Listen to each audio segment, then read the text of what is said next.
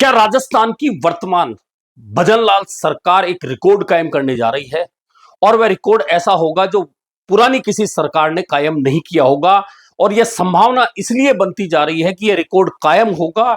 सरकार अपने आधे कार्यकाल को निकाले जाने के बावजूद निकाय और पंचायत चुनाव से बार बार बचकर आगे भागती दिख रही है। और बहाना एक से एक है। और इन बहानों के साथ में चुनाव टालने के लिए लगातार सरकार के प्रयास जारी हैं। हालांकि जो बहाने बनाए जा रहे हैं उसमें सरकार खुद को बचाकर बहाने बना रही है कि इस वजह से अभी चुनाव नहीं हो सकते और बार बार कोर्ट में जाकर समय मांगने की तैयारी की जा रही है।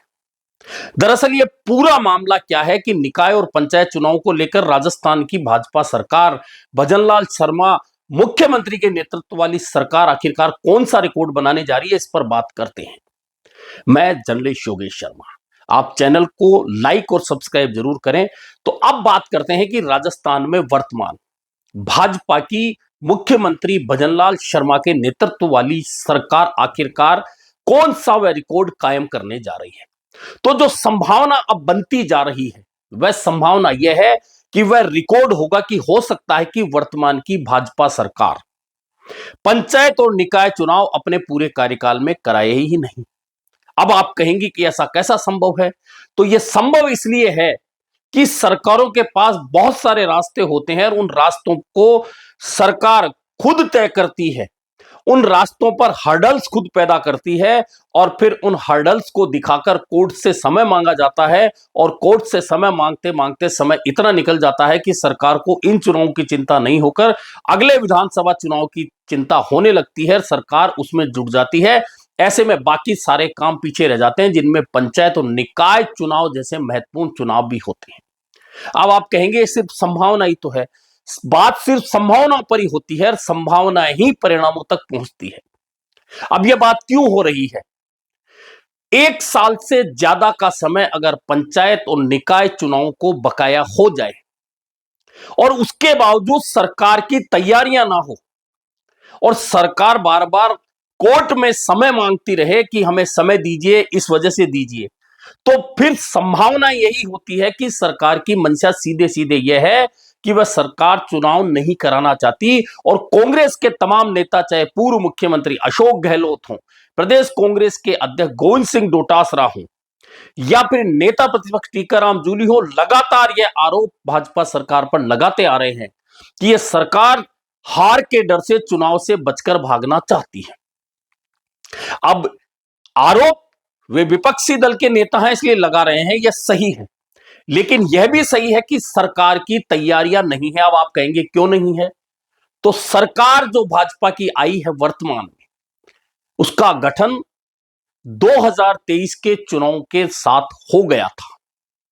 और 2023 के चुनाव के साथ ही इस सरकार ने कह दिया था कि एक राज्य एक चुनाव की अवधारणा के साथ में हम तैयारी में जुट गए हैं और पूरे राज्य में एक साथ चुनाव कराए जाएंगे ताकि बार बार में आचार संहिता नहीं लगे। और इस विचार में किसी को कोई बुराई भी नहीं लगती कि बार बार आचार संहिता लगने से काम डिस्टर्ब होते हैं सरकार के लोगों के।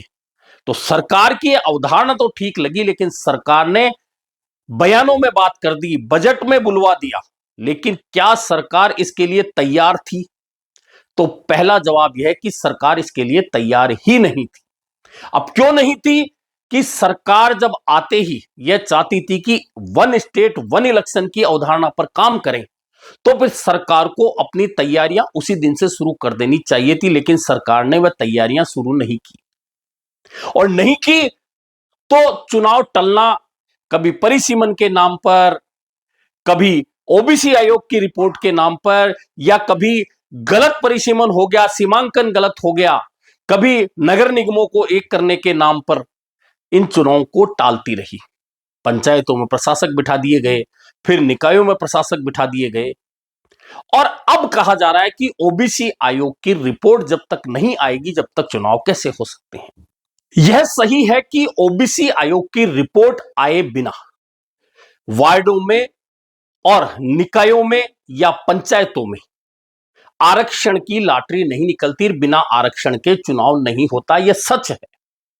लेकिन जानबूझकर देरी करने के पीछे सरकार की जो मंशा थी वह इस बात से बहुत स्पष्ट रूप से निकलकर आती है। जो पूरी आप ये सुनिए कि जब एक स्टेट एक चुनाव कराने की अवधारणा की तैयारी थी और यह भी तय था कि ओबीसी आयोग का गठन करना है, ओबीसी आयोग की रिपोर्ट आएगी, उसके आधार पर आरक्षण दिया जाएगा, उसके बाद लॉटरी निकाली जाएगी, यह भी तय था और यह सरकार को भी पता था। लेकिन 2023 में सरकार का गठन हो गया, लेकिन ओबीसी आयोग का गठन कब हुआ तो मैं बता देता हूं, मई 2025 में, यानी कि सरकार आने के 2 साल बाद में, लगभग पौने 2 साल बाद में ओबीसी आयोग के अध्यक्ष और सदस्यों का गठन किया जाता है। यानी कि देरी की बात जो मैं कह रहा था, 1.5 पौने 2 साल ओबीसी आयोग का गठन करने में राजस्थान की भाजपा सरकार ने किया। अब देरी जब 1.5 से पौने 2 साल की हो गई और मई 2025 में अध्यक्ष और सदस्यों का मनोनयन हो गया।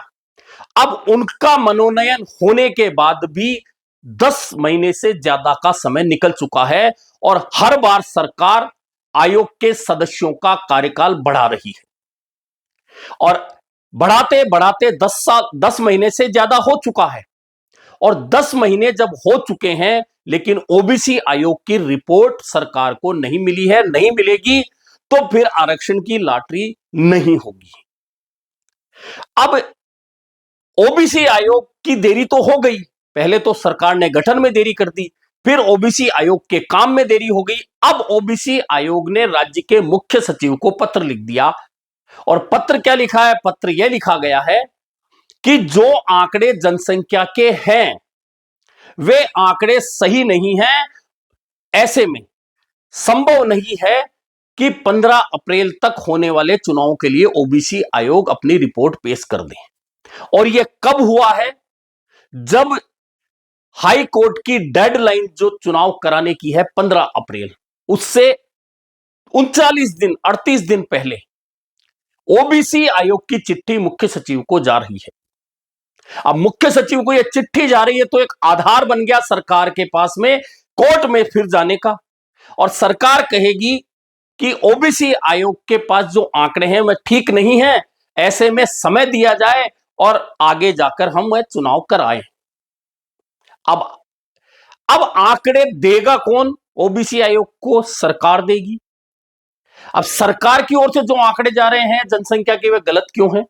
अब यहां भी दो बातें हैं, दो बातें यह है कि जब पुरानी जनसंख्या के आधार पर, क्योंकि जनगणना तो मई के बाद शुरू होनी है, तो पुरानी जनसंख्या के आधार पर वार्डों का परिसीमन हो गया, पंचायतों का परिसीमन हो गया, जिलों का सीमांकन हो गया, तहसीलों का सीमांकन हो गया, ग्राम पंचायतों को बदल दिया गया, उनका परिसीमन हो गया। ये तमाम बातें पुरानी जनसंख्या के आधार पर हो गई। अब जब सब कुछ हो गया तो ओबीसी आयोग कह रहा है कि हमारे पास जो जनसंख्या के आंकड़े हैं वह सही नहीं है। तो फिर सीधी सीधी बात है कि जो गलत आंकड़े ओबीसी आयोग बता रहा है, उन्हीं आंकड़ों के आधार पर तो परिसीमन हुआ है, सीमांकन हुआ है, तो इसका मतलब परिसीमन, सीमांकन, वार्ड जो भी बने हैं वह तमाम गलत बन गए, क्योंकि वह तो आंकड़े ही गलत हैं, खुद ओबीसी आयोग ने यह चिट्ठी में लिखा है। तो इसका सीधा सीधा मतलब यह है कि इस आधार पर सरकार अब फिर कोर्ट में जाएगी 15 अप्रैल से ज्यादा का समय मांगने। और यह तो अभी पंचायत चुनाव की गणित है, निकाय चुनाव को लेकर तो सरकार एक कदम भी आगे बढ़ती हुई नहीं नजर आ रही है। अब आप सोचिए कि ऐसे समय में जब अब आचार संहिता लगने का समय आ चुका है, क्योंकि 38-39 दिन बाकी बचे हैं 15 अप्रैल की डेडलाइन जो हाई कोर्ट ने तय कर रखी है पंचायत चुनाव कराने को लेकर। अगर उसके 38-39 दिन पहले ओबीसी आयोग की चिट्ठी मुख्य सचिव को मिलती है तो सरकार के पास आधार तो बन ही गया कोर्ट में खड़े होने का, और उस आधार पर सरकार कोर्ट से कहेगी कि हमें समय दीजिए ताकि हम ओबीसी आयोग को जनसंख्या के सही आंकड़े दे सकें।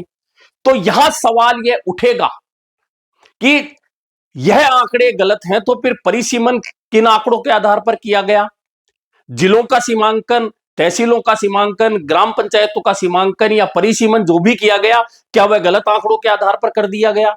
क्या निकायों का सीमांकन परिसीमन जो भी किया गया वह गलत आंकड़ों के आधार पर कर दिया गया? और गलत आंकड़ों के आधार पर कर दिया गया तो फिर पूरा परिसीमन सीमांकन दोबारा कराना पड़ेगा, और दोबारा कराना पड़ेगा तो सरकार ने पहले ही कछुए की भी चाल को पीछे छोड़ते हुए जिस गति से काम किया है वह पूरा राजस्थान जानता है। यानी कि जो बात मैं कह रहा था कि सरकार रिकॉर्ड कायम कर सकती है कि अगर इसी आधार पर चुनाव टालने के लिए कि जनसंख्या के आंकड़े गलत दे दिए गए, सरकार कोर्ट में जाएगी, तो सवाल तो जो मैं कह रहा हूं कि गलत आंकड़ों के आधार पर अगर ओबीसी आयोग की रिपोर्ट तैयार नहीं हो सकती तो फिर गलत आंकड़ों के आधार पर परिसीमन सीमांकन कैसे हो गया? और हो गया तो फिर वह गलत हो गया। यानी कि दोनों बातें अलग अलग हो चुकी हैं।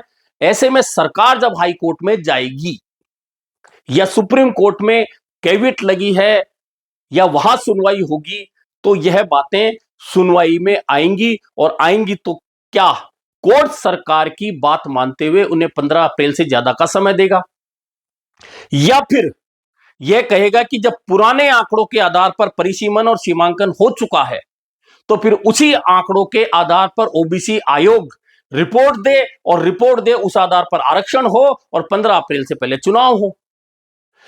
अब सिर्फ आस अगर समय पर चुनाव होने की है तो वह कोर्ट पर टिकी है, और कोर्ट पर इसलिए टिकी है कि राजस्थान की सरकार निश्चित मान के चलिएगा ओबीसी आयोग की चिट्ठी को आधार बनाकर कोर्ट में समय बढ़ाने जरूर जाएगी।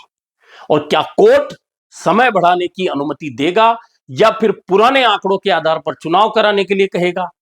यह एक महत्वपूर्ण कड़ी बीच में बची हुई है, और आस अब सिर्फ हाईकोर्ट से है कि गांव और वार्ड स्तर पर लोगों को अपना जनप्रतिनिधि चुनने के लिए जो कानून बना हुआ है उस कानून की पालना नहीं करते हुए पहले एक राज्य एक चुनाव, फिर परिसीमन सीमांकन, और अब ओबीसी आयोग की रिपोर्ट को आधार बनाकर बार बार राजस्थान की सरकार जो चुनाव को टालने की कोशिश कर रही है, क्या वह कोशिश में कोर्ट में जाकर भी कामयाब होगी, या कोर्ट ने जो डेडलाइन 15 अप्रैल तय कर रखी है उस 15 अप्रैल की डेडलाइन के आधार पर राजस्थान की सरकार को चुनाव कराना होगा? और यह तमाम बातें एक हफ्ते के अंदर बहुत स्पष्ट हो जाएंगी, क्योंकि उसके बाद में इतना ही समय बचेगा जो चुनाव कराने के लिए जरूरी होता है।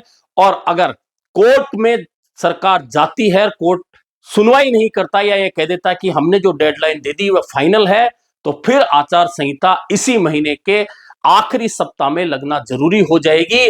और अगर कोर्ट ने समय दे दिया तो फिर निश्चित मानिए कि सरकार के पास अगले बार फिर एक बहाना होगा, सरकार उन चुनावों को और आगे तक टाल जाएगी। कुल मिलाकर जो आज की परिस्थिति है, सरकार की जो मंशा है, इस वर्ष तो चुनाव कराने की बिल्कुल नजर नहीं आती, और अगर इस भागम भाग और टालम टाल के बीच में सरकार और समय लेने में कामयाब हुई तो निश्चित मानिए कि यह चुनाव हो सकता है कि लंबे समय तक टल जाए, या फिर कोर्ट का डंडा पड़े और समय पर यह चुनाव कराना मजबूरी हो जाए। इन दोनों के बीच अब हाई कोर्ट और सुप्रीम कोर्ट खड़े हैं। अब देखना यह है कि क्या सरकार कोर्ट में जाती है और क्या सरकार की सुनवाई मनमर्जी सहमति सरकार की जैसी दिख रही है चुनाव को आगे खिसकाने की, उस पर हाई कोर्ट या सुप्रीम कोर्ट सरकार को सलाह देता है या समय देता है, या फिर जो डेडलाइन तय है कहता है कि पुराने आंकड़े पे चुनाव कराइए लेकिन कराने आपको